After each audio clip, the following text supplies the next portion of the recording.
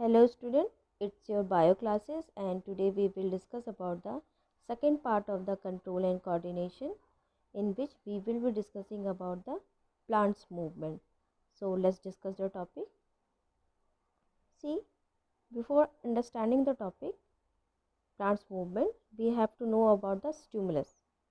हमें इस टॉपिक को जानने से पहले स्टिमुलस को जानना ज़रूरी है क्योंकि प्लांट्स में जो मूवमेंट होती है फर्स्ट ऑफ ऑल उनमें नर्वस सिस्टम तो प्रेजेंट होता नहीं है, उनमें न्यूरॉन्स प्रेजेंट नहीं है, तो आखिर वो कैसे मूव करते हैं, अपनी मूवमेंट्स कैसे करेंगे। तो उनकी जो मूवमेंट है वो depend upon the chemicals in sense hormones पे डिपेंडेंट होती है। जैसे हमने प्रीवियस टॉपिक में पढ़ा था ऑक्सिन साइटोकाइनिन, उसकी वजह से वो ग्रो कर सकते हैं, अपने किसी एपिकल पार्ट को ग्रो कर रहे हैं तो डिफ्रेंशिएट कर रहे हैं सेल्स को, इस वजह से उनकी ग्रोथ एंड डेवलपमेंट हो रही है।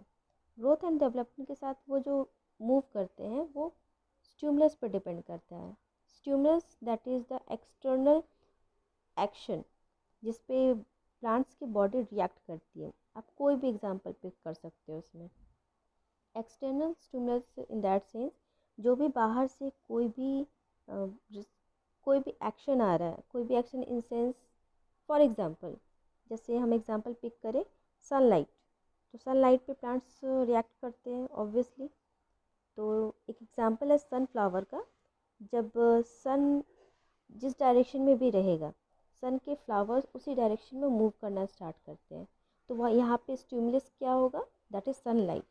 वो एक टाइप का एक्सटर्नल स्टिमुलस होगा, एक एक्सटर्नल एक्शन है जिस पे प्लांट रिएक्ट कर रहे हैं और मूव कर रहे हैं, that is an example for the stimulus. और एक दूसरा एग्जांपल भी है, that is mimosa pudica plant. ये टच मी नॉट प्लांट जो आप जानते हैं, इसे छुई मुई का पौधा भी कहते हैं। इसमें क्या है, जब आप एक लीफ को टच करते हैं तो पूरे के पूरे लीफ के जो फोल्ड्स हैं, एक पूरा फोल्ड लीफ का, वो क्या होगा, ड्रॉप डाउन हो जाएगा। ये जस्ट एग्जांपल्स कि एक्सटर्नल स्टिमुलस पे प्लांट्स कैसे मूव करते हैं एंड स्टिमुलस क्या होते हैं। एक्चुअली प्लांट्स मूवमेंट, ये प्लांट के अंदर जो भी ग्रोथ एंड डेवलपमेंट हो रही है वो डिपेंडेंट भी है, depend on the growth and independent of the growth. वो डिपेंड भी करती है ग्रोथ पे और नहीं भी करती है प्लांट्स की मूवमेंट, ओके, क्योंकि ये डायरेक्शनल है। अभी हम डिस्कस करेंगे इस टॉपिक को ही। प्लांट्स में दो टाइप की मूवमेंट्स होती है, that is trophic movement and nastic movement, okay. Trophic movement and nastic movement, ये दो टाइप के प्लांट्स की मूवमेंट है। हम first of all trophic movement को यहाँ डिस्कस करेंगे। So let's discuss the topic trophic movement. See, मैंने जो बोला था ग्रोथ रिलेटेड मूवमेंट, ठीक है, ये ग्रोथ पे डिपेंडेंट है, डिपेंडेंट ऑन द ग्रोथ। ये ग्रोथ पे डिपेंड करेगा, और जो डिपेंड नहीं करता है that is called nastic movement. अभी इस ग्रोथ पे डिपेंडेंट जो मूवमेंट है वो कैसे होगा, अगर हमारे मतलब प्लांट्स की जो बॉडी है वो ग्रो कर रही है तो वो मूव कर रही है, दैट मीन्स ऑब्वियस है सेल्स डिवाइड करेंगे, ग्रो करेंगे, दैट मीन्स वो एक डायरेक्शन में ग्रो करते जा रहे हैं। तो एक डायरेक्शन में जो ग्रो कर रहे हैं दैट मीन्स हम डायरेक्शन की बात कर रहे हैं। अगर किसी स्टिमुलस पे डायरेक्शनली मूवमेंट होती है, ठीक है, इन्वायरमेंटल स्टिमुलस जो बाहर से आ रहा है, तो वो जो स्टिमुलस के डायरेक्शन में मूव कर रहे हैं तो हम इसे ट्रॉपिक मूवमेंट कहेंगे। जैसे सन का फॉर एग्जांपल, जब ये हम पिक कर चुके हैं ऑलरेडी, ये सन है और सन के डायरेक्शन में ही सनफ्लावर मूव कर रहा है, ठीक है, सन का ये फ्लावर है वो उसी डायरेक्शन में मूव कर रहा है। तो ये एक एक्सटर्नल स्टिमुलस के ही डायरेक्शन में मूव कर रहा है। सन का लाइट इस साइड पड़ा और सनफ्लावर ने जस्ट अपोजिट इसी के डायरेक्शन में अपना रिस्पॉन्स किया, तो ये स्टिमुलस के डायरेक्शन में रिस्पॉन्स हो रहा है, ये स्टिमुलस है और ये उसका रिस्पॉन्सर, ठीक है। तो रिस्पॉन्सर ने स्टिमुलस की तरफ ही अपना रिस्पॉन्स किया, that is called the directional movement, ठीक है। ये स्टिमुलस के ही डायरेक्शन में वो मूवमेंट करेंगे, इसीलिए ग्रोथ मूवमेंट कहा जाता है, ग्रोथ डिपेंडेंट मूवमेंट। इसमें क्या होगा कि प्लांट्स का कोई पार्ट डेवलप कर रहा है, जैसे सनफ्लावर है, सनफ्लावर का ये फ्लावर पार्ट, तो ये इतना जो पार्ट डेवलप हुआ है टिल्ट करने के लिए, सन के पार्ट का टिल्टिंग जो हो रहा है, कर्व शेप बन रहा है, तो इसका एक पार्ट तो ज़्यादा डेवलप हो रहा है, तभी जाके सनफ्लावर झुका है। ये ऑलमोस्ट ऑल द टॉपिक्स में आपको ग्रोथ मिलेगा। हम वन बाय वन जब डिस्कस करेंगे तो समझ में ज़्यादा आएगा। सो हम टॉपिक्स में चलते हैं, उसके सब डिविजन्स में। Here is a subtopic of the subdivision of the trophic movement. First one, phototrophic, geotrophic, chemotrophic, hydrotrophic and thigmotrophic. अभी सबके वर्ड्स को पिक करना है।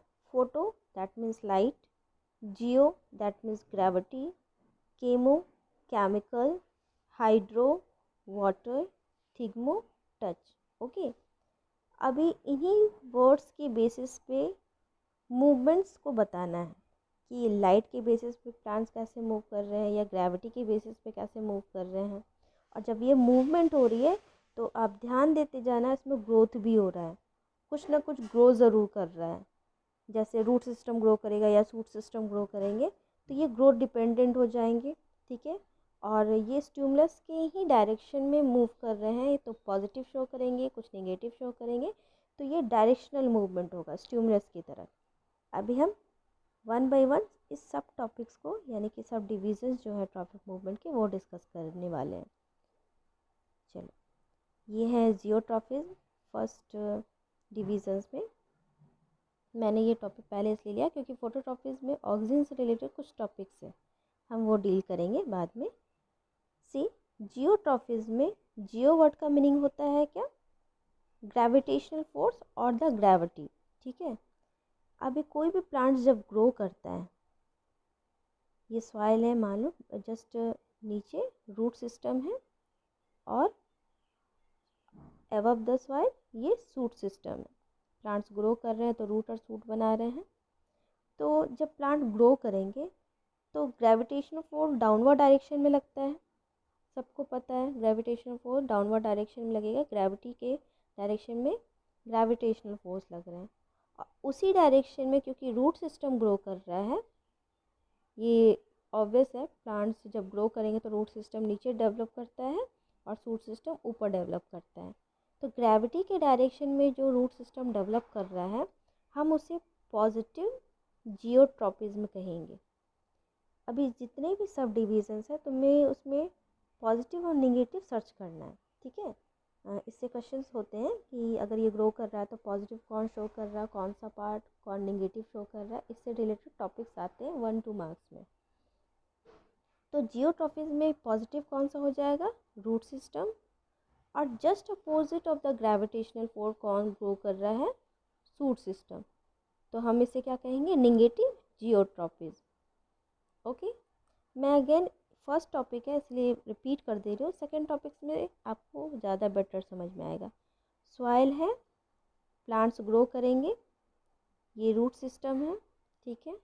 जब हम जियोट्रॉपिज्म की बात कर रहे हैं, जियो मतलब होता है ग्रेविटी या ग्रेविटेशनल फोर्स, और ग्रेविटेशनल फोर्स डाउनवर्ड डायरेक्शन में लगता है। और ये जो ग्रेविटेशनल फोर्स के डायरेक्शन में ही कौन ग्रो कर रहे हैं? प्लांट्स के रूट सिस्टम। प्लांट्स का जो रूट सिस्टम ग्रो कर रहा है डाउनवर्ड डायरेक्शन में, तो ये क्या शो करेगा? Positive geotropism. और जस्ट अपोजिट जो ग्रो कर रहा है शूट सिस्टम, इसको कहेंगे हम negative geotropism. Okay, now come to the next one. Phototropism में वर्ड है फोटो, लाइट, ठीक है। अभी हमने ये टॉपिक डिस्कस किया था सनलाइट से रिलेटेड कि लाइट के डायरेक्शन में मूवमेंट्स होंगी। तो जैसे सन है और सन के ही डायरेक्शन में जब मूवमेंट्स हो रही है तो हम उसे कहेंगे फोटोट्रॉपिज्म। ये सनफ्लावर के प्लांट्स, और सनफ्लावर का जो फ्लावर है वो सन के डायरेक्शन में ही मूव कर रहा है। तो सन के डायरेक्शन में जब वो मूव कर रहा है तो ये सनफ्लावर क्या हो जाएगा? पॉजिटिव फोटोट्रॉपिज्म शो कर रहा है, ठीक है। ये पॉजिटिव शो करेंगे और इसका जो रूट सिस्टम होगा ये जस्ट अपोजिट होगा, ठीक है। तो रूट सिस्टम इसमें क्या होंगे? Negative phototropism. पॉजिटिव सनफ्लावर का फ्लावर और रूट सिस्टम उस सनफ्लावर का नेगेटिव फोटोट्रॉपिज्म को शो करेगा, क्योंकि वो लाइट से दूर है, ठीक है, away from the light, that means light से वो दूर है। यहाँ पॉइंट्स मेंशन है already. Now come to the next one, hydrotropism. Hydro that means water, hydro word hydro electricity वगैरह सब में जानते हैं, तो हाइड्रो और हाइड्रो वर्ड का मीनिंग क्या होगा, वाटर। अभी हमें वाटर बेस्ड समझना है, तो मैं एक एग्जांपल पिक कर रही हूँ। मान लो ये सॉइल है, ठीक है, और सॉइल में हम सीड्स को लगा रहे हैं। ये फर्स्ट सीड है, ये सेकंड सीड, ये थर्ड सीड। हम जब सीड्स को यहाँ लगा रहे हैं और यहाँ एक किसी पोरस मटेरियल में, पोरस मतलब घड़ा समझो या कुछ भी, जिसमें छोटे छोटे पोर्स प्रेजेंट है जिससे लीकेज हो सके वाटर की, ठीक है। तो इस पॉट में हम वाटर को रखते हैं और इसे बरेट कर देते हैं सॉइल के अंदर। जब हम इसे बरेट करेंगे तो सॉइल के अंदर इसके जो वाटर पार्टिकल्स है ये लीक आउट होंगे धीरे धीरे, एज ऑब्वियस है, जिसकी वजह से यहाँ के सॉइल मॉइस्ट हो जाएंगे। तो ये सीड्स जब इस मॉइस्चर को गेन करेगा तो वो जर्मिनेट होना स्टार्ट होगा। जब वो जर्मिनेट हो रहा है तो उसका रूट सिस्टम भी डेवलप कर रहा है। रूट सिस्टम वाटर की डायरेक्शन में मूव करना स्टार्ट करेंगे, मतलब डेवलपमेंट वाटर जहाँ से आ रही है वहाँ से उस डायरेक्शन में ही वो मूव करेंगे, इसलिए ताकि वो वाटर मॉलिक्यूल्स को कैप्चर कर सके। अभी ये मॉइस्चर सेकेंड सीड्स के पास भी जाएगा, ये भी जर्मिनेट करेंगे और इसके भी रूट सिस्टम उसी वाटर के सोर्स की तरफ मूव करेंगे। थर्ड में भी सेम थिंग होगा। ये रूट सिस्टम उस डायरेक्शन में क्यों मूव कर रहे हैं, क्योंकि वो वाटर के मॉलिक्यूल्स को गेन करना चाहते हैं। जब वाटर के मॉलिक्यूल्स मिलेंगे उसे तो वो जर्मिनेट अच्छे से होगा, ग्रो अच्छे से कर सकता है। तो वो कोशिश करेंगे कि सारे वाटर के मॉलिक्यूल्स को वो कैप्चर कर सके। पर डिस्ट्रीब्यूशन है यहाँ, तीनों के तीनों डिस्ट्रीब्यूट करेंगे और तीनों रूट सिस्टम जो यहाँ पे वाटर मॉलिक्यूल्स को गेन करने की कोशिश कर रहा है, दैट शो पॉजिटिव हाइड्रोट्रॉपिज्म, ठीक है। वाटर की डायरेक्शन में मूवमेंट हो रही है, ये डायरेक्शनल मूवमेंट भी हुआ, साथ में ये ग्रोथ डिपेंडेंट भी हुआ, क्योंकि इसमें रूट सिस्टम ग्रो कर रहे हैं, ठीक है। तो हम इसे पॉजिटिव हाइड्रोट्रॉपिज्म कहेंगे और इसके सूट सिस्टम को हम क्या कहेंगे, नेगेटिव हाइड्रोट्रॉपिज्म। ये नेगेटिव हो जाएगा। पॉजिटिव जो उसके डायरेक्शन में मूव कर रहा है और नेगेटिव जो उससे अवे मूव कर रहा है। ओके, होप सो टॉपिक समझ में आ रहा होगा। Now come to the next, chemotropism. Chemotropism it's depend upon the chemical, ठीक है। ये केमिकल स्टिमुलस पर डिपेंड करता है। सारे बुक्स में आपको मेनली एक ही एग्जांपल इसमें मिल रहा है, that is the double fertilisation. ये डबल फर्टिलाइजेशन का डायग्राम ही मिलेगा जो क्लास 7 में आप लोग पढ़े हो। इसमें केमिकल बेस्ड स्टिमुलस को यूटिलाइज किया गया है। दैट मीन्स पॉलन ग्रेन, जब स्टिग्मा, ये पार्ट जो है इसे स्टिग्मा कहते हैं, जब पॉलन ग्रेन स्टिग्मा पे स्टिक करता है तो यहाँ कार्बोहाइड्रेट के सब्सटेंसेस प्रेजेंट होते हैं, जिसका फॉर्म शुगर का है, ठीक है। Sugar is a form of carbohydrate also. तो यहाँ पे शुगर के सब्सटेंसेस प्रेजेंट होते हैं जो न्यूट्रिशन का एक रोल प्ले करेंगे। मतलब पॉलन ग्रेन के पास न्यूट्रिशन है बट वो स्टिग्मा के न्यूट्रिशन को यूटिलाइज करते हैं और यहाँ पे ही एक केमिकल रिएक्शन होता है। केमिकल रिएक्शन आप ये कह सकते हो कि सम केमिकल चेंजेस होते हैं। तो केमिकल चेंजेस को हम डायरेक्टली केमिकल रिएक्शन से डिनोट कर देते हैं, बट यहाँ पे नेचुरल सब्सटेंसेस में पॉलन ग्रेन है। पॉलन ग्रेन शुगर से जब इंटरेक्ट करेगा तो उसके न्यूट्रिशन को यूटिलाइज करेगा तो केमिकल चेंजेस होंगे और इसी केमिकल चेंजेस से एक पॉलन ट्यूब जर्मिनेट होगा। ये जो पॉलन ट्यूब जर्मिनेट हो रहा है that is also a growth. ये ग्रोथ डिपेंडेंट हो गया, इसमें ग्रोथ भी हो रहा है और एक डायरेक्शन में भी हो रहा है, ठीक है। तो ये जो पॉलन ट्यूब जर्मिनेट हुआ, that's the reason for the chemical stimulus. यहाँ पे जब केमिकल चेंजेस हुए तब जाके ये पॉलन ट्यूब जर्मिनेट हुआ, इसीलिए इसे केमोट्रॉपिज्म कहते हैं। और क्योंकि वो केमिकल के डायरेक्शन में, केमिकल यहाँ प्रेजेंट था और इसी डायरेक्शन में मूवमेंट हुआ, तो पॉजिटिव केमोट्रॉफिज पॉलन ट्यूब शो कर रहा है, पॉलन ट्यूब पॉजिटिव शो करेगा। और जस्ट बिफोर पॉलन ग्रेन के समय हम इसे नेगेटिव कह सकते हैं, क्योंकि उस समय कोई भी रिएक्शंस नहीं हुए या चेंजेस नहीं हुए। तो पॉलन ग्रेन के समय जब वो शुगर से इंटरेक्ट कर रहा है, उसकी जस्ट फर्स्ट सिचुएशन में हम इसे कह सकते हैं that is negative chemotropism. Positive ये शो कर रहा है पॉलन ट्यूब, और पॉलन ग्रेन के समय दैट इज नेगेटिव केमोट्रॉफिज।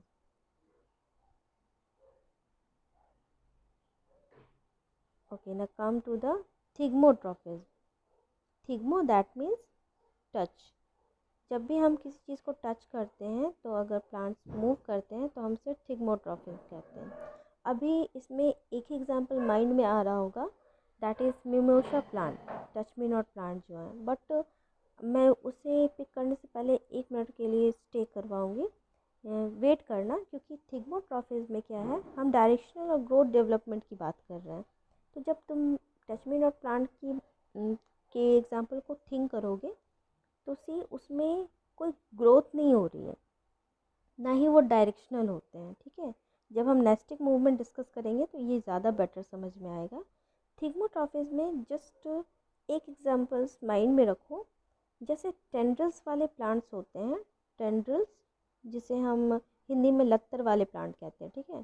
टेंड्रल्स जो स्प्रिंग टाइप का ऐसा ऐसा वाला होता है, ठीक है, प्लांट्स में जो प्रेजेंट, ये जो टेंड्रल्स वाले जितने प्लांट्स होते हैं वो थिग्मोट्रॉफिज के बेस्ट एग्जांपल हैं।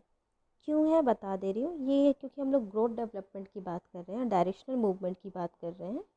तो सी, जब टेंड्रल्स वाले प्लांट्स एक से एक तरफ से ग्रो कर रहे हैं, एक डायरेक्शन में ग्रो कर रहे हैं, तो ध्यान देना कभी कि जो वेजिटेबल्स ग्रो करवाते हैं, तो वो मचान बनाते हैं बांस की, या फिर किसी भी टाइप के सपोर्ट्स देते हैं इस टाइप के प्लांट्स को, ताकि वो ऊपर की तरफ चढ़ सकें। तो अगर उन्हें मचान के थ्रू एक सपोर्ट भी प्रोवाइड कर दिया जाए, साइड से कभी भी कोई सपोर्ट प्रोवाइड कर दिया जाए, तो टेंड्रल्स जब ग्रो करेंगे और इसके टच में आएंगे ना, वो इसी डायरेक्शन में मूव करना स्टार्ट कर देंगे, जिधर से भी उन्हें सपोर्ट मिलेगा। अगर तुम यहाँ पे बांस लगा दो या फिर कोई सपोर्ट दे दो, प्लांट्स के ही या ट्री का ही कोई स्टेम पार्ट ही दे दो, ये टच अगर ले लेंगे तो वो इसी डायरेक्शन में फिर ग्रो करना स्टार्ट कर देंगे। दैट मीन्स वो ज़रा सा भी टच कहीं से ले रहे हैं तो वो उसी डायरेक्शन में मूव करना स्टार्ट कर देते हैं। That is the best example of thigmotropism. अब जब टेंड्रल्स एक डायरेक्शन में मूव कर रहे हैं और करने के बाद वो दूसरे डायरेक्शन में मूव करने लगते हैं, तो जो डायरेक्शन में वो मूव कर रहे हैं, जिस भी डायरेक्शन में, वो पॉजिटिव थिग्मोट्रॉफिज को शो करेगा, और जहाँ से वो स्टार्ट हुआ है दैट इज़ शो नेगेटिव थिग्मोट्रॉफिज। मतलब जस्ट अपोजिट, तुम रूट सिस्टम भी इसे बोल सकते हो, ठीक है, क्योंकि रूट सिस्टम तो ग्रो नहीं कर रहे हैं और जस्ट अपोजिट द डायरेक्शन है, तो हम इसे नेगेटिव थिग्मोट्रॉफिज भी कह सकते हैं। होप सो टॉपिक यहाँ तक सबको समझ में आ रहा है, क्योंकि पॉजिटिव और नेगेटिव ही सर्च करना है, डायरेक्शन सर्च करना है एंड ग्रोथ सर्च करना है। ओके, अभी हम जो टॉपिक मूवमेंट कर रहे थे उसको डायग्राम वाइज कर लेते हैं, फिर हम नेस्टिक मूवमेंट पे आएंगे। सी, ये फर्स्ट टॉपिक जो है वो एग्जांपल है जियोट्रॉफिस का, जो हम लोग पहले भी कर चुके हैं। अब डायग्राम के साथ अगर टॉपिक्स को करोगे तो इट्स क्वाइट बेटर। ओके, तो जियोट्रॉफिस में हमने ग्रेविटी की थी। ग्रेविटी बेस्ड जब रूट सिस्टम नीचे ग्रो कर रहा है तो ये पॉजिटिव शो कर रहा है, पॉजिटिव जियोट्रॉफिस, और सूट सिस्टम ऊपर ग्रो कर रहा है तो हम इसे क्या कहते थे, नेगेटिव जियोट्रॉफिस। ये पॉजिटिव और दूसरा नेगेटिव, क्योंकि वो ग्रेविटी के डायरेक्शन में ही मूव कर रहा है इसलिए पॉजिटिव। सेकेंड वन था हाइड्रोट्रॉफिस। हाइड्रो मीन्स वाटर, ठीक है। वाटर बेस्ड क्या था टॉपिक, कि जब हम एक पॉट में वाटर ले रहे हैं तो उसका रूट सिस्टम उस वाटर मॉलिक्यूल्स को गेन करने की कोशिश करेगा, तो रूट सिस्टम एक साइड डायरेक्शन में मूव करेंगे, मूवमेंट होगी यानी ग्रोथ होगा। तो ये पॉजिटिव हाइड्रोट्रॉफिस शो कर रहा था और उसका सूट सिस्टम निगेटिव हाइड्रोट्रॉफिस को शो कर रहे थे, ठीक है। ये हमारा रिवीजन पोर्शन है। थर्ड, थिग्मोटॉफिस, थिग्मो में हम लोगों ने लिया था टेंड्रिल्स का एग्जाम्पल, ये टेंड्रिल्स है, ठीक है। सी यहाँ पे एक बांस का या फिर किसी पार्ट को सपोर्ट दिया गया तो वो उसमें ही इंटेंगल्ड हो गए, दैट मीन्स उस सपोर्ट में ही वो अपना ग्रो करना स्टार्ट किए। तो जिस डायरेक्शन में वो ग्रो करेंगे उसे हम पॉजिटिव कहेंगे, और उसके जस्ट नीचे के वाले पार्ट को, जस्ट इन सेंस कि जहाँ से वो डेवलपमेंट स्टार्ट हुआ टेंड्रिल का, उस स्टेम वाले पोर्शन को हम कहेंगे निगेटिव, निगेटिव थिग्मोटॉफिस। ये एग्जाम्पल है केमोट्रॉफिस का, डबल फर्टिलाइजेशन, ये एग्जाम्पल है।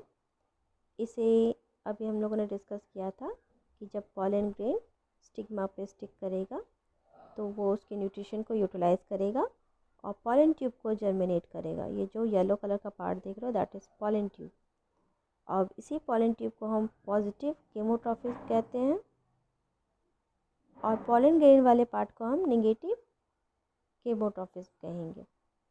Okay, now come to the फोटोट्रॉफिस।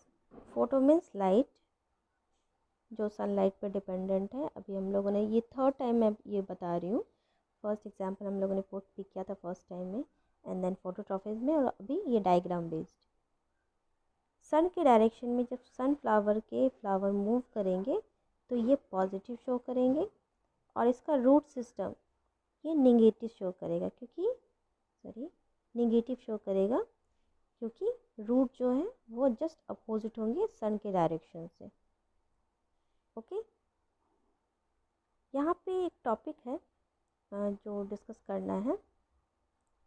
जब हम प्लांट्स की डेवलपमेंट की बात करते हैं तो जब प्लांट्स डेवलप कर रहा है तो वो एक डायरेक्शन में डेवलप कर रहा है, that is upward direction. Root system ऊपर के डायरेक्शन में मूव करते हैं, ठीक है।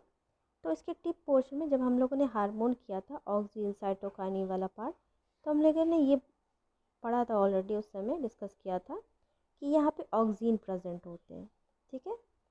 ये जो ऑक्सिन है ये हार्मोन, ऑक्सिन हार्मोन ये प्लांट्स में अपवर्ड डायरेक्शन में एकदम टिप पोर्शन में प्रेजेंट रहता है। तो ये जो टिप पोर्शन में जब प्रेजेंट है तो सन के लाइट से ये रिएक्ट करते हैं, इन दैट सेंस वो रिस्पॉन्स करेंगे।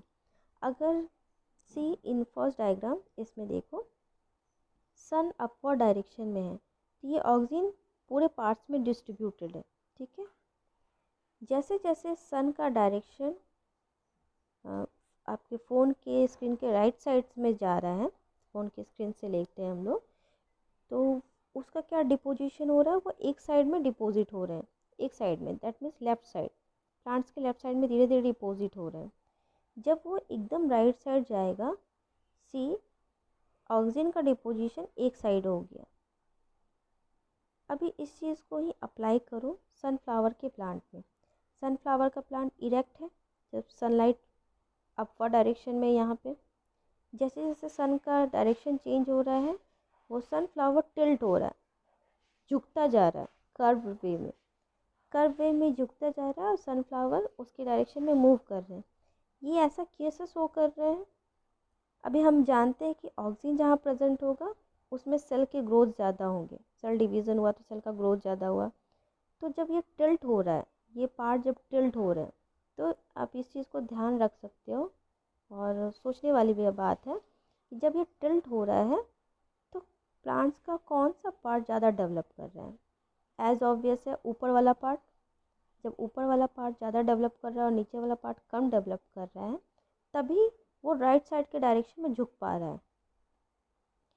तो ये डायरेक्शन जो फर्स्ट अपर पार्ट है ये कैसे इतना ग्रो कर रहे हैं? क्योंकि इसमें ऑक्सीजन प्रेजेंट हो रहा है। सी जैसे जैसे सन जिस डायरेक्शन में जाते जाएगा उसके जस्ट अपोजिट वो डिपॉजिट होते जाएंगे और उसका पार्ट डेवलप होता जाएगा। इसीलिए पूरे पार्ट्स में एक साइड में जो कि अपर साइड है इसका ज़्यादा ग्रोथ होता है और दूसरे साइड का कम ग्रोथ होता है, जिसकी वजह से वो कर्व स्ट्रक्चर बनाएंगे और सनफ्लावर एक तरफ झुकता चला जाएगा। इसमें से क्वेश्चंस होते हैं कि ऑक्सीजन का क्या रिस्पांस होता है सनलाइट के लिए? क्या वो सन के डायरेक्शन में डिपॉजिट होते हैं, या पॉजिटिव शो करते हैं खुद को, या नेगेटिव शो करते हैं।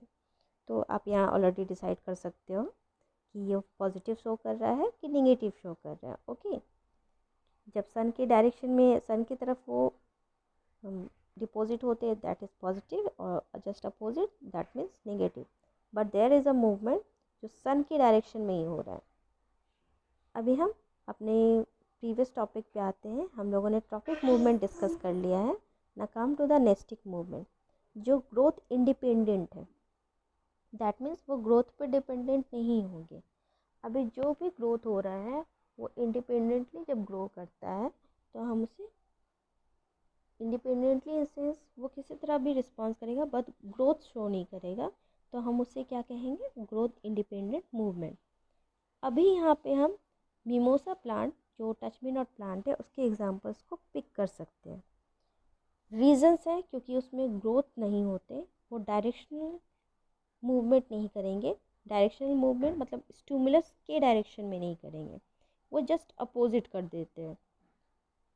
हम यहाँ एक एग्जांपल से समझ लें। मिमोसा प्यूडिका प्लांट का एक डायग्राम है यहाँ पे सी। ये मिमोसा प्लांट का डायग्राम है, और जब हम एक पूरे के पार्ट को, जैसे किसी एक पार्ट को हम पिक करें, ये पार्ट अगर हम पिक कर रहे हैं, तो जब हम इसके एक पार्ट को टच करते हैं, किसी एक लीफ को भी ज़रा सा, तो वो फोर्स को गेन करता है, मतलब प्रेशर को गेन करता है। और यहाँ पे वस्कुलर टिश्यूज़ देख रहे हो, लीफलेट से होते हुए, ये पल्वीनस से होते हुए वस्कुलर बंडल से वाटर को नीचे के डायरेक्शन में मूव करवाता है। मैं अगेन रिपीट कर रही हूँ उसे। जैसे हमने लीफ के किसी एक पार्ट को टच किया, मान लो इस पार्ट को टच किया, तो लीफलेट यहाँ पे ओपन होते हैं, ठीक है।